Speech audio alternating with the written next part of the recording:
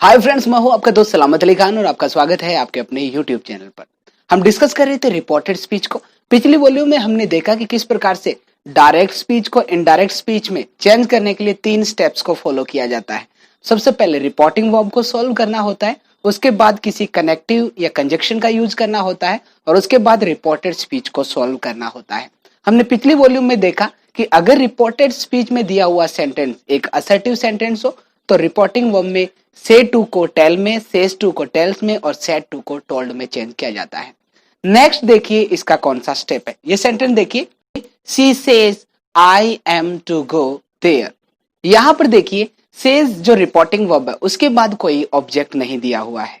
तो बहुत सारे विद्यार्थी यहां पर ये गलती करते हैं कि सेज को यहां पर टेल्स में चेंज कर देते हैं और ऐसे में सेंटेंस क्या हो जाता है, इनकरेक्ट हो जाता है। ध्यान रखिएगा, अगर से के बाद कोई भी इनडायरेक्ट ऑब्जेक्ट ना दिया हो तो ऐसे में हमें से को टेल में, सेज को टेल्स में और सेड को टोल्ड में चेंज नहीं करना है। जैसी रिपोर्टिंग वर्ब दी हुई है वैसी की वैसी हमें रख देनी है। तो इसके अंतर्गत ये हो जाएगा सी सेज, उसके बाद हमने सीधा कनेक्टिव जोड़ा दैट और उसके बाद जो भी आपको पर्सन या प्रोनाउन को चेंज करना होता है, जैसे आई फर्स्ट पर्सन है तो ये हो जाएगा सी के अकॉर्डिंग चेंज सी, इसके साथ आ जाएगा इज, उसके बाद जो आगे बचा हुआ है वैसा का वैसा टू गो देयर। तो इस चीज को आपको स्पेशल ध्यान में रखना है।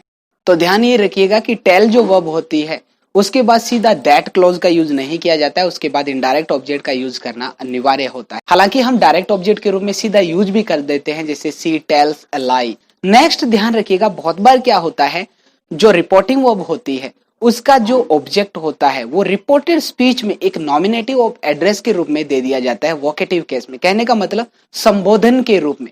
जैसे ये सेंटेंस देखिए, the boy says girls I am to help you. यहां पर देखिए जो रिपोर्टिंग वर्ब जो सेज है उसके बाद कोई ऑब्जेक्ट नहीं दिया हुआ है। तो बहुत सारे विद्यार्थी क्या करते हैं, ये सोचते हैं कि इसके बाद ऑब्जेक्ट नहीं है तो वैसा का वैसा उतार देते हैं। लेकिन ध्यान रखिएगा, रिपोर्टेड स्पीच में जो गर्ल्स है जो नॉमिनेटिव ऑफ एड्रेस में यूज किया गया है वो ही इसका ऑब्जेक्ट है। कहने का मतलब the boy says to the girls, ये है इसका सेंस। इसमें सावधानी आपको क्या बरतनी है, ध्यान रखिएगा, जब भी नॉमिनेटिव ऑफ एड्रेस में किसी नाउन को यूज किया जाता है, जब भी प्लूरल में या सिंगुलर में, तो उससे पहले कभी भी आर्टिकल नहीं यूज किया जाता है। हम ये नहीं कह सकते द गर्ल्स, क्योंकि यहां पे ये नॉमिनेटिव ऑफ एड्रेस है। लेकिन जब हम इसको रिपोर्टिंग वर्ब के बाद लिखेंगे तो आपको सावधानी ये बरतनी है कि उससे पहले डेफिनेट आर्टिकल दी का यूज करना है। जैसे अगर आप ऐसा करते हो द बॉय टेल्स गर्ल्स, तो ये सेंटेंस इनकरेक्ट हो जाएगा। इसका मतलब ये हो जाएगा लड़के ने दुनिया की तमाम लड़कियों से कुछ कहा, जो कि पॉसिबल नहीं है। इसका मतलब जो उसके सामने उस प्लेस पर उपलब्ध है उन्हीं लड़कियों को वो एड्रेस कर रहा है। तो ऐसे में ये हो जाएगा दी गर्ल्स। इस माइनर चीज को बेसिकली ध्यान रखिएगा। तो ये हो जाएगा the boy tells the girls, उसके बाद सीधा कंजक्शन हमने जोड़ा, असर्टिव सेंटेंस ही है, सब्जेक्ट से इसका प्रारंभ है तो ये हो जाएगा दैट। उसके बाद सीधा हो जाएगा आई जो है वो फर्स्ट पर्सन है, द बॉय के अकॉर्डिंग चेंज हो जाएगा ही, एम का हो जाएगा यहाँ पर इज, आगे टू हेल्प। यहाँ पर देखिए यू, यू कौन सा पर्सन है, सेकंड पर्सन, और सेकंड पर्सन किसके अनुसार चेंज होता है, रिपोर्टिंग वर्ब के ऑब्जेक्ट के अनुसार। और रिपोर्टिंग वर्ब का ऑब्जेक्ट अब कौन है, गर्ल्स है। ध्यान रखिएगा, हो सकता है जो रिपोर्टेड स्पीच जो है उसके अंदर दिया हुआ कोई सब्जेक्ट सिंगुलर हो, लेकिन रिपोर्टिंग वर्ब का सब्जेक्ट या ऑब्जेक्ट प्लूरल हो सकता है।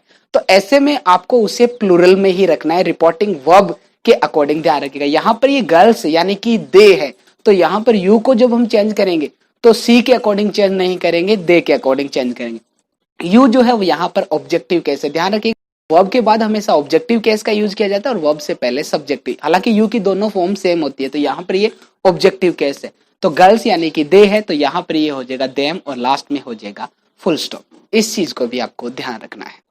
नेक्स्ट, रिपोर्टिंग वर्ब के सब्जेक्ट और ऑब्जेक्ट में हो सकता है पजेसिव का यूज दिया हो, तो ऐसे में हम कंफ्यूज ना हो, इस चीज को स्पेशल ध्यान रखिएगा। जैसे my father says to my mother I can't live without you. यहां पर बहुत सारे विद्यार्थी ये गलती करते हैं कि जब रिपोर्टिंग वर्ब में फर्स्ट या सेकंड पर्सन को चेंज करना होता है, तो जैसे सब्जेक्ट के अनुसार चेंज करना हो तो माय फादर है तो सिर्फ माई को देखकर वो चेंज कर देते हैं। ध्यान ये रखना है, पजेसिव के बाद जो नाउन दी हुई है उसको आपको ध्यान रखना है, पजेसिव से कोई लेना देना नहीं है। तो गलती ना हो इसलिए आप से फादर के ऊपर आप पहले से ही लिख ले कि यहाँ पर ये ही है, न कि माई। मदर है तो यहाँ पर ये सी है। न कि माई। ऐसे में यहाँ पर कोई प्रकार की गलती नहीं होगी। तो ये हो जाएगा my father tells my mother, फिर हमने जोड़ा दैट, आई जो फर्स्ट पर्सन है उसे किसके अनुसार चेंज करेंगे, सब्जेक्ट के अनुसार। तो सब्जेक्ट माई फादर है यानी कि फादर ही है। ये नहीं है कि हम माई के अकॉर्डिंग चेंज करें, माई के अकॉर्डिंग चेंज कर दे तो आई हो जाएगा। तो यहाँ पर फादर यानी कि ही, और आई कौन सा केस है, सब्जेक्टिव केस है, तो फादर का सब्जेक्टिव केस हो जाएगा ही। उसके बाद can't live without you, second person है, किसके अनुसार चेंज होगा, मदर यानी कि सी के अनुसार। और कौन सी फॉर्म है, ऑब्जेक्टिव केस है, तो यहाँ पर मदर यानी कि सी का ऑब्जेक्टिव केस हो जाएगा हर। तो ये हो जाएगा my father tells my mother that he can't live without her. इस चीज को ध्यान रखिएगा। एक जगह कंफ्यूजन और हो सकता है कि नाउन के बाद एपोस्ट्रोफी एस दिया हो, तो वहां पर भी यही सावधानी बरतनी है। जैसे Mohan's wife says to me I am to serve you tea. यहां पर देखिए मोहन्स वाइफ, यहां पर हम वाइफ को देखेंगे न कि मोहन को देखेंगे। अगर मोहन के अकॉर्डिंग हमने किया तो हम ही कर सकते हैं, बल्कि मोहन से हमें कोई लेना देना नहीं है।